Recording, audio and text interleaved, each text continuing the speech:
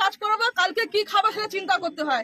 আজকে চারটা ছেলে মেয়ে সবাই স্কুল পাঠ, এখন যদি আমরা এদিকে ওখানে যাই পাঠে বাড়াবো, ভাড়া ঘরের মধ্যে যে এগোবো পাঠটা সেটা আমার পাওয়া এগোচ্ছে না।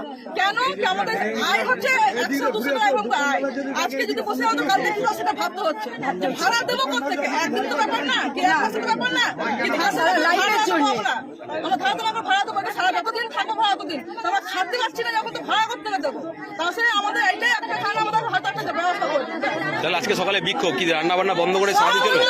আজকে রান্না চলে না, অসুস্থ তখন শরীর খারাপ সবাই স্যার আজকে 23 তারিখ থেকে চিন্তাতে সবাই অসুস্থ পড়েছে ঘরের মধ্যে, খাওয়া দাওয়া কিছু নেই, কাজ কর্ম সেরকম কিছু নেই।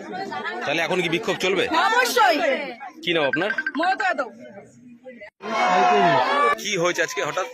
আজকে 10 দিন 12 দিন হলো আমাদের হঠাৎ করে আমাদের বাজারে কিছু দোকান আছে, তার সঙ্গে আমারও দোকান আছে। আমার নাম হচ্ছে মাধব দাস। আমরা এখানে আজকে দীর্ঘ 25 বছর 30 বছর ধরে এখানে ব্যবসা বাণিজ্য করছি। করার পরে আমাদের হঠাৎ করে এই যে নোটিশটা দিল, বলছে আপনাদের সরে যাবে। এই মুহূর্তে আমরা কি করে সরে যেতে পারি? আর এখানে 12 থেকে 15, 20 খানা, 25 খানা, 30 খানা দোকান আছে এই জায়গার মধ্যে। 30 খানা দোকানের আজকে 30 বছর ধরে তাদের ফ্যামিলি, ছোট ছোট বাচ্চা দীর্ঘদিন ধরে এক সিস্টেমে চলছে। হঠাৎ করে বলছে তোমরা ভেঙে নিয়ে চলে যাও, নাহলে আমরা ডোজার নিয়ে আসবো, ইত্যাদি নিয়ে আসবো, ভেঙে দেবো। আজকে তো পুলিশ এসছে, কি করবে? হ্যাঁ, আজকে পুলিশ এসছে। পুলিশের বিরুদ্ধে আমরা আন্দোলন বা পিটিশন বা সব রকম বাজার থেকে আমরা সবাই এসছি তাদের বিরুদ্ধে বলার জন্য।